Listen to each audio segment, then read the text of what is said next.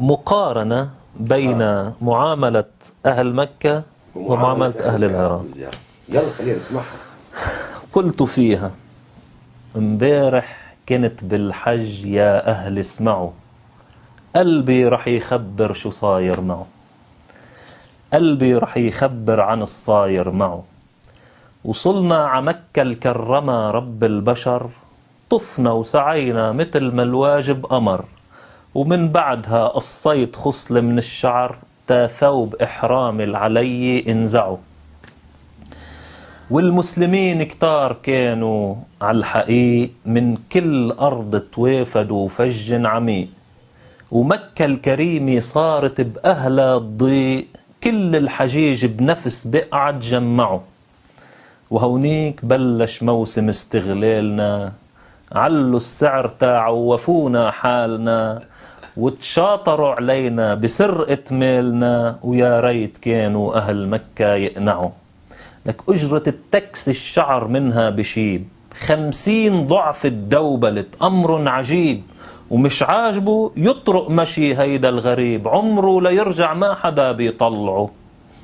وما في حدا بيضحك بوجهك للأسف، بيحكيك مثل الشايف قباله قرف.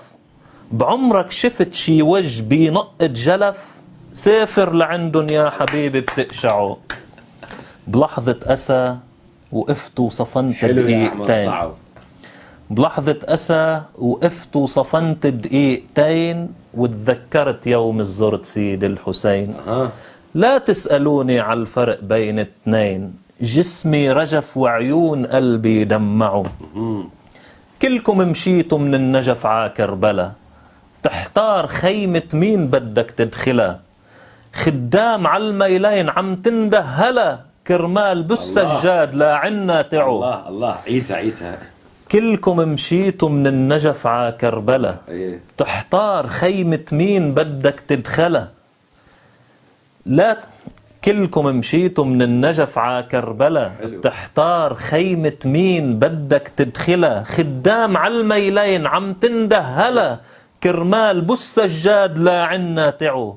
هيدا بشدك على المضاف بإيدتين، هيدا بدلك جسمك على الميلتين، هيدا بقلك كول ع حب الحسين، وما في حدا منهم بمالك مطمعه. الله. وين أهل مكة جلاف الطامعين، يشوفوا ملايين البشر على 40 آكلين وشاربين ونايمين، وغير العبارة الطيبة ما بيسمعوا. سبحان الله الكرمك يا الشهيد، أعطاك شيعة بتوهبك دم الوريد، وبحزن تبكي عليك لا يوم الوعيد. وما بيتركوا ذكراك لولا تقطعوا، وما بيتركوا ذكراك لولا تقطعوا.